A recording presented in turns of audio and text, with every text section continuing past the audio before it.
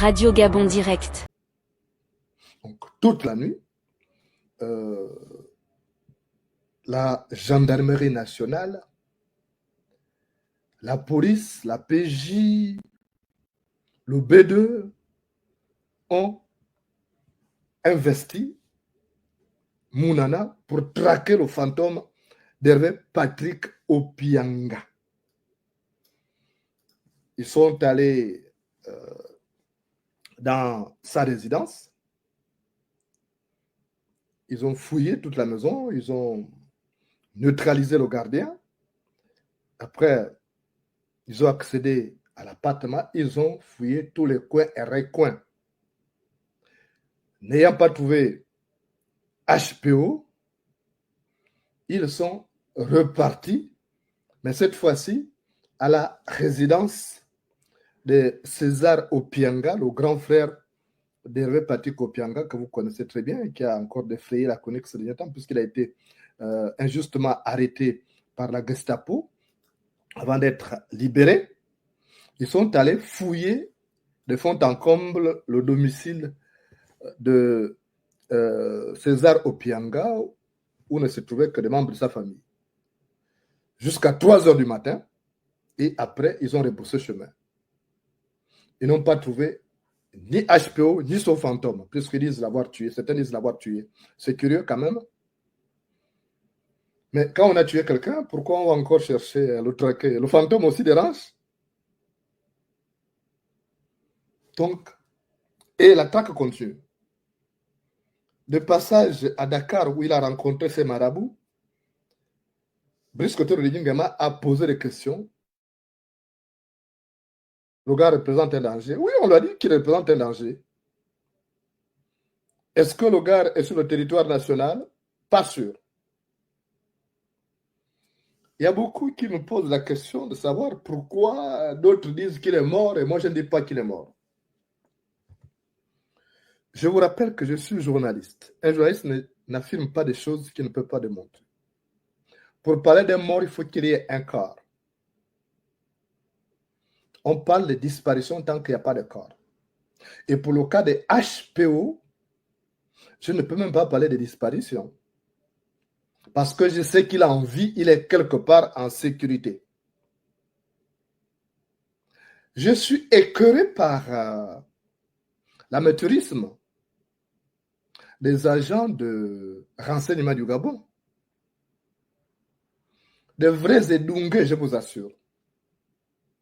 Comment peut-on, un seul instant, penser que Hervé Patrick Opianga, qui se s'est traqué, pouvait aller se réfugier à Mounana, sa ville natale? Comment c'est possible? Donc nos agents de renseignement sont stupides jusqu'à ce point. C'est vrai que les services spéciaux sont dirigés par un mécanicien, le fameux David Yanis là. Mais comment peut-on être ignare jusqu'à ce niveau pour penser qu'Opianga, l'enfant qui connaît le système, il a grandi dans ce système, pouvait aller se réfugier dans la maison de son grand frère, César Opianga, ou dans sa résidence à Mounana, comme si de rien n'était. Comment on peut être vraiment stupide jusqu'à ce niveau? Je suis choqué, mais Origi, en fait, il devait virer tous ces gars-là. On est vraiment en danger. Ça signifie que même s'il y a un pays étranger qui veut attaquer le Gabon, ces ignares-là n'auront pas des informations. Pour un individu seulement, on n'arrive pas à savoir là où il est. Maintenant, je vais vous dire ce qui s'est passé. Parce qu'ils sont trop bêtes, ces gars-là. Ce n'est pas eux qui me payent, mais je vais vous dire, vous êtes bêtes, les gars. J'aimerais venir vous donner des leçons de renseignement parce que vous êtes bêtes, vous qui êtes au renseignement. Vous devez avoir honte. Vous êtes des pauvres gens. Vous êtes vraiment des édungués pro-max.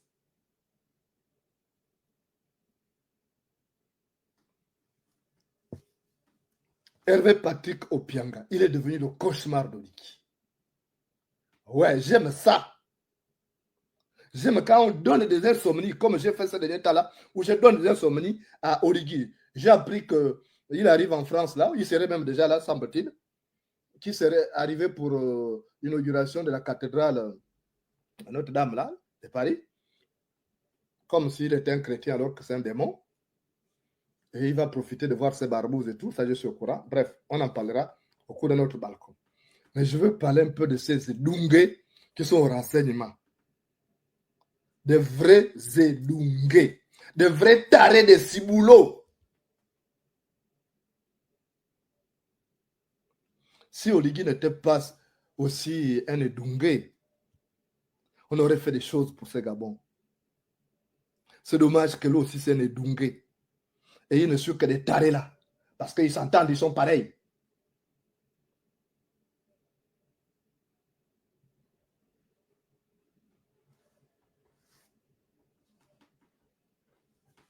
Donc, vous avez des Edungués comme ça. Ils sont stupides. Ils ne connaissent rien. Ce n'est pas qu'ils font pareil. C'est faux. Souvenez-vous, j'étais venu vous dire ici que HPO était informé de la traque.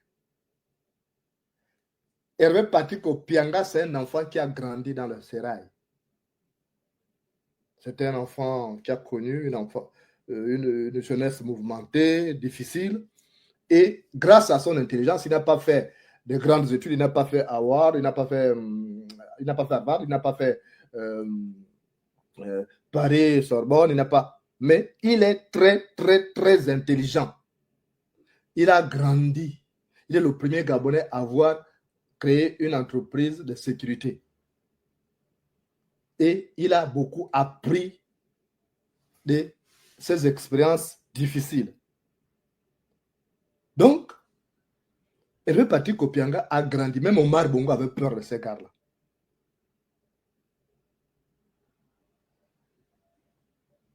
Il a grandi et il connaît. Oligui avait déjà un plan. Oligui avait déjà son plan depuis. Souvenez-vous, il y a 2 promotionnaires d'Oligui qui sont morts. Vous vous souvenez? J'étais venu vous les présenter et je vous ai dit que c'est Oligui qui les a éliminés. Il y a 2 gars de Haut-Togo qui sont les promotionnaires d'Oligui qui connaissaient Oligui de A à Z. Oligui les a éliminés par empoisonnement. J'ai eu des membres de famille de ces gens-là, mais comme ils ne peuvent pas parler pour ne pas aussi être tués, ils se sont tués. Parce qu'il était question de rendre le pouvoir aux civils pour éviter qu'il y ait des abus. Et comme les gars l'ont répété à Oligui, ils ont dit, ah, si je garde ces gars-là vivants, ils vont finir par me déposer. Donc, il les a éliminés, Oligui. Et après, une seule personne est restée. C'est Hervé Patrick Opianga, qui continue à lui dire, attention, c'est pas ce que nous nous sommes dit. Il ne faut pas nourrir l'idée d'enlever la tenue pour être candidat, parce que ce n'est pas ce que nous sommes dit. Et ça a commencé à agacer Oligui.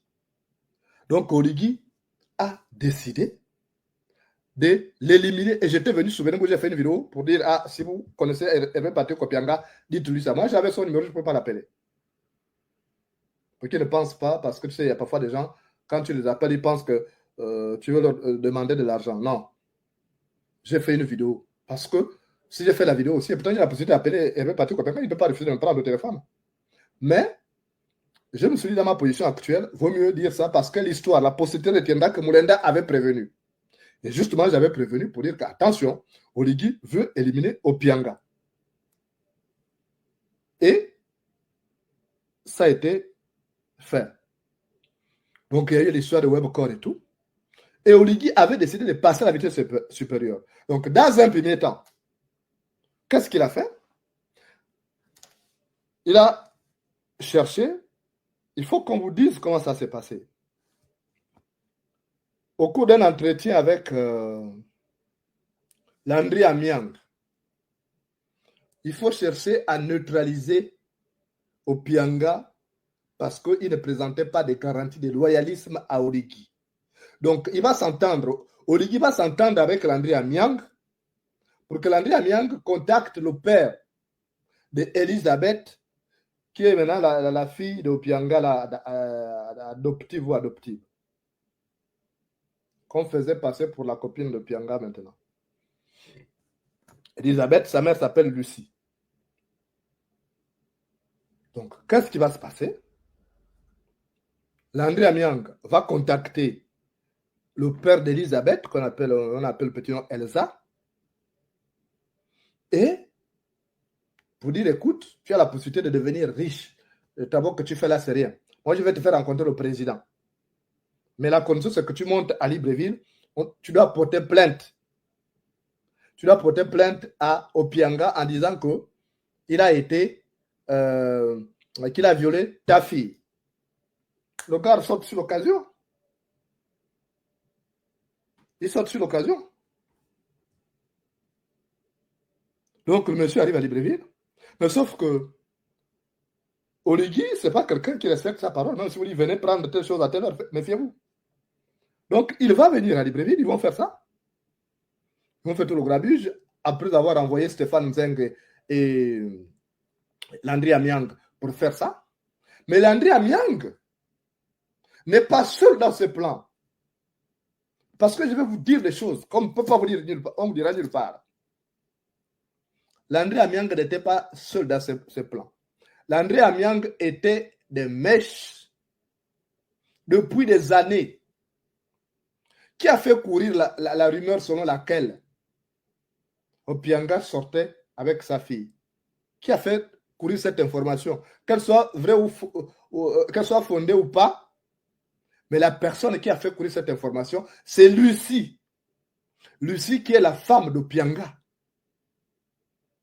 Qu'Opianga va envoyer dans sa maison à Loma et qui a foutu du bordel là-bas. Parce que vous voyez comment les femmes gabonaises sont dangereuses. Ça aussi, c'est à dénoncer. C'est cette femme-là qui a commencé, quand elle a commencé à faire son bordel en France, Opianga, malgré tous les moyens qu'il mettait, a été dessus et l'a virée, a tout coupé. Elle a été ramenée au Gabon. Parce qu'au départ, il y a des informations qui sortaient, c'est elle qui donnait à Landry Amiang et Ali Bongo avait commencé à taper sur Opianga en disant, toi tu me vends avec ton beau-frère. Et Opianga avait pris ses dispositions. Sachant tout le bordel, il avait des preuves. Opianga avait mis même des caméras dans sa maison, c'est normal. C'est sa maison qu'il a achetée à Loma. Il a mis des caméras de surveillance. Donc il y avait beaucoup de choses qu'il a. Il a tous les éléments de preuve. Tout le bordel qui était fait dans cette maison, il a tous les éléments de preuve. Moi, j'ai même une image là. Parce qu'au cas où cette femme boude, j'ai l'image là. Donc, c'est cette femme-là qui a commencé à donner des informations à Landry Amiang. Pour dire, allez, tape, fais ça. On va lui faire du chantage. Mais Opianga n'a pas cédé. Opianga n'a pas cédé. Et ça continue. Donc, dans le cas là, le complot là, Landry Amiang a encore mis à contribution sa sœur ou sa cousine. Vous comprenez? Elle était pour ça. Et si bien que quand elle est partie à la police où était gardée, la police politique où était gardée sa fille, elle a dit même à la fille, elle a mis la pression. On dit, avoue. La fille a dit, j'avoue quoi?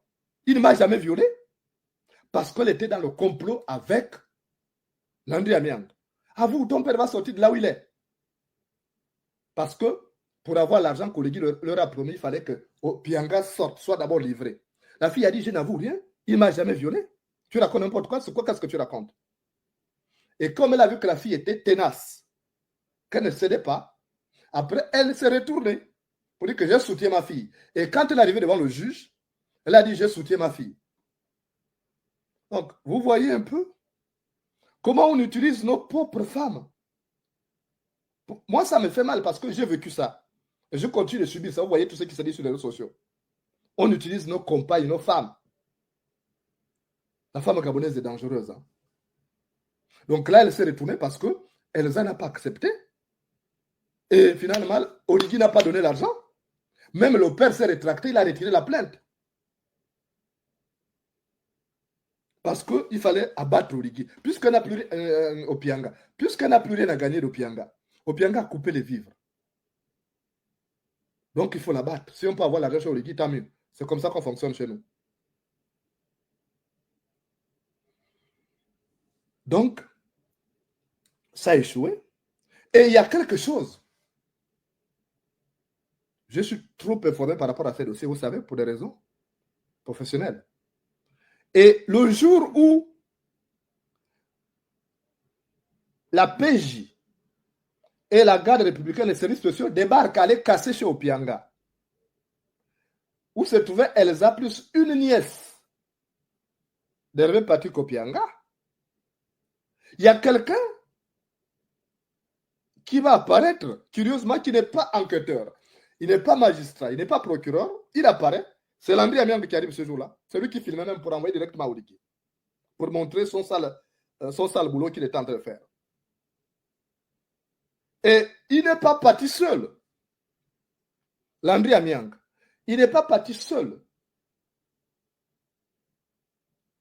Il n'est pas parti seul.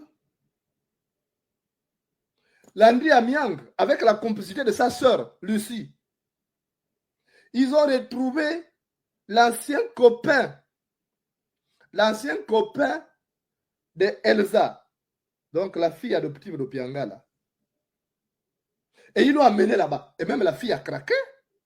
Dis, toi, tu viens faire quoi ici? Elle dit, attends, je vais t'expliquer, on est venu me chercher. Donc, ils ont voulu prouver, ils ont amené ces garçons-là pour faire un faux témoignage pour dire que la fille, parce que ces gars-là allaient dormir dans cette maison avant. Donc, l'objectif de ces garçons, c'était de mentir. Que non, la fille m'avait dit qu'elle sautait avec son père, qu'elle avait été violée par son père.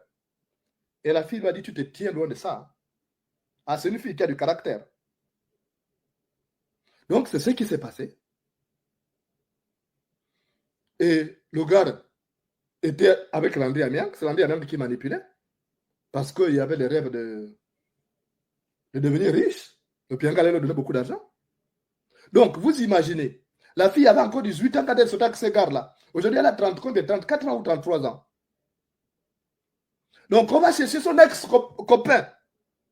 La mère connaissait ces garçons-là parce que la mère l'a vu déjà là-bas. Vous savez, les mères sont toujours complices. Donc, avec la complicité de la femme de Pianga, avec la complicité de Lucie, donc, et de Landry Amiang, ils vont retrouver un ancien copain que la fille a déjà même oublié pour venir faire un faux témoignage.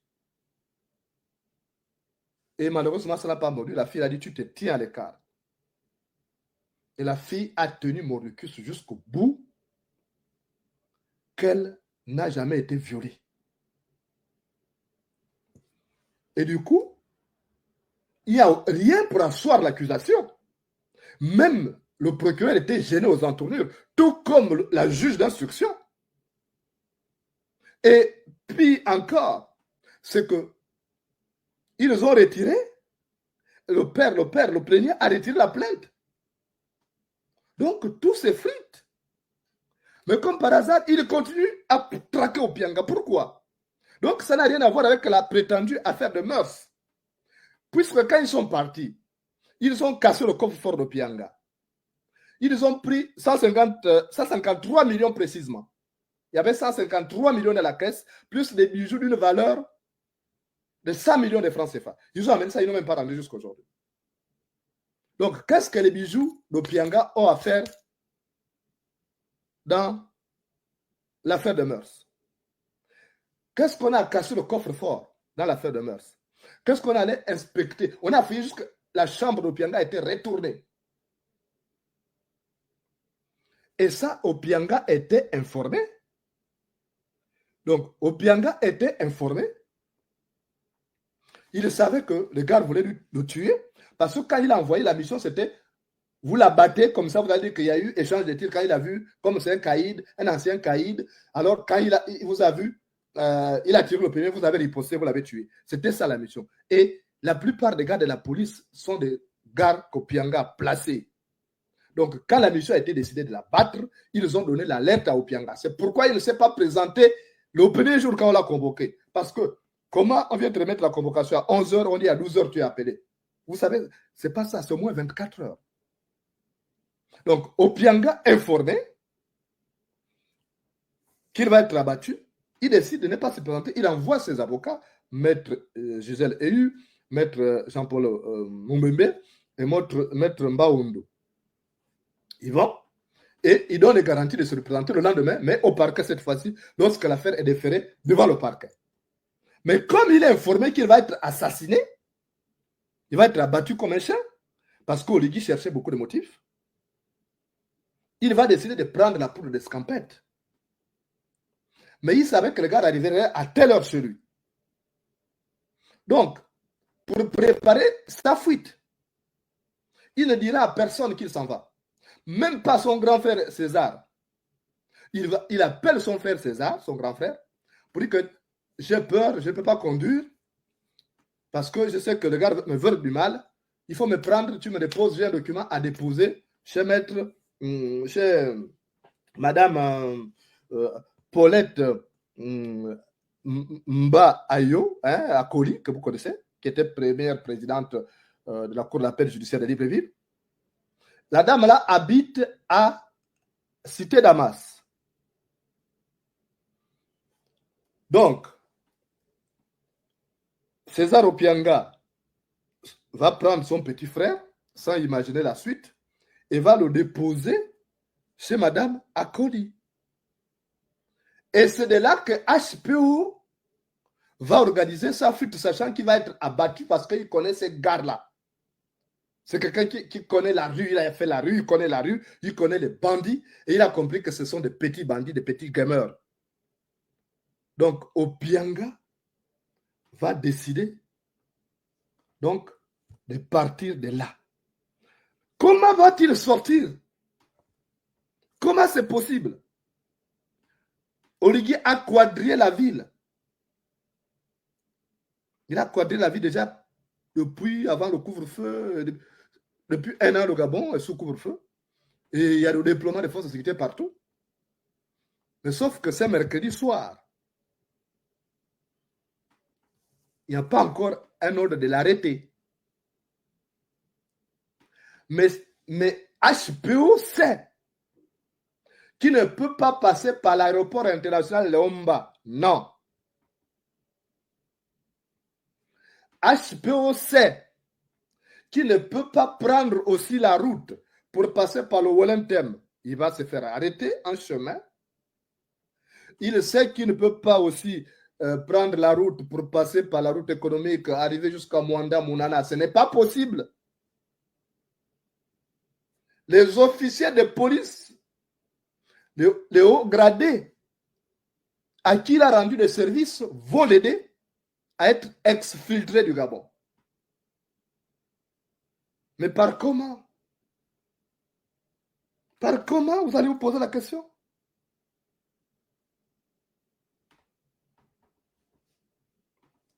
Par comment?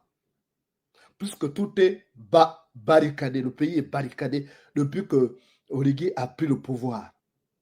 Mais HPO, c'est un cerveau. HPO, c'est un enfant qui a grandi dans ce système.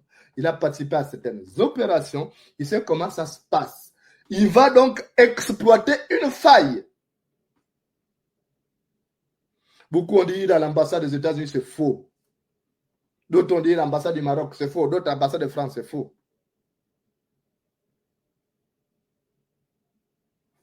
Il est intelligent, contrairement à son ami Oligui. Contrairement à son ami Oligui, il y a une faille et il va s'engouffrer là-dedans. La faille, c'est la voie maritime. La faille, c'est la voie maritime. Et ces Edungues-là n'ont pas imaginé ce instant. Ils n'ont pas imaginé ce instant que nos frontières maritimes sont des passoires qui laissent entrer les gens. Regardez tous les étrangers qui rentrent là. Et HPO est quelqu'un équipé, il a ses canons, il a ses bateaux.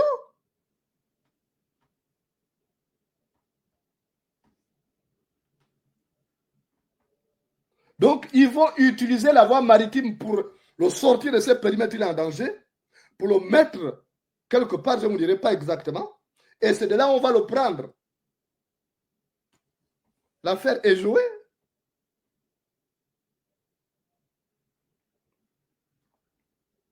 Et puis, ces dougrés là, ces maboules posées là, ils sont en train de le chercher partout. Oh, il est à l'ambassade, oh, il est à l'Union européenne.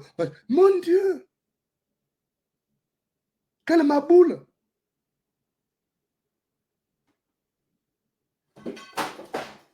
Quelle vraie maboule. HPO, il savait que parfois, Martine, vous savez, à la mer, là, il n'y a rien. Il suffit, tu prends ton bateau, tu arrives même à Coco Beach, l'hélicoptère vient te prendre là, il t'amène. Vous savez que je vous ai parlé de quelque chose qui s'était passé, je vous avais menti que c'était à Mévoul. Ce n'était pas à Mévoul. Je vous ai parlé de Coco Beach, où un hélicoptère a atterri la nuit. Les Blancs sont descendus, l'hélicoptère est reparti. Il y avait un responsable d'un bar qui a donné l'alerte pour dire qu'on a vu des Blancs atterrir ici, l'hélicoptère est atterri la nuit à 1h du matin, mais les gendarmes ont dit on ne se réveille pas, nous on dort. Le lendemain matin, ils ont. Donc le Gabon, il y a un problème. Nous ne sommes pas en sécurité.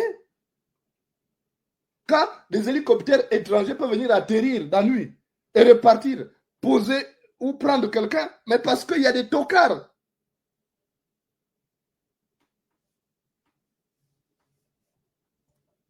Il y a des vrais tocards. Quand vous prenez un mécanicien comme David Yalis, vous le mettez. Vous le mettez comme patron de renseignement. Quel renseignement il connaît? Il connaît quoi?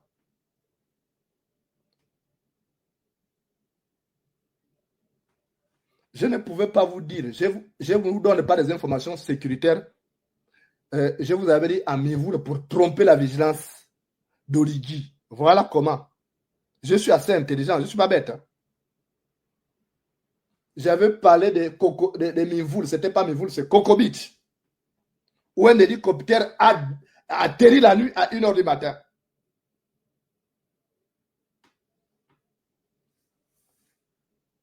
Donc, vous voyez, vous êtes en danger. On peut venir vous massacrer la nuit, puisque nos gars-là, c'est des Edunga, c'est des viveurs de Moussungu. Ils connaissent seulement monter sur les femmes. Mais en termes d'information, ils ne sont rien. C'est moi qui les informe. Ils sont tous connectés. Je vois beaucoup, ils sont même connectés sur ma page là. La surveillance du Gabon, c'est seulement les rues de Libreville là. Mais les frontières maritimes là, il n'y a rien. La preuve, c'est que les étrangers rentrent à tout moment. C'est maintenant. Radio Gabon Direct.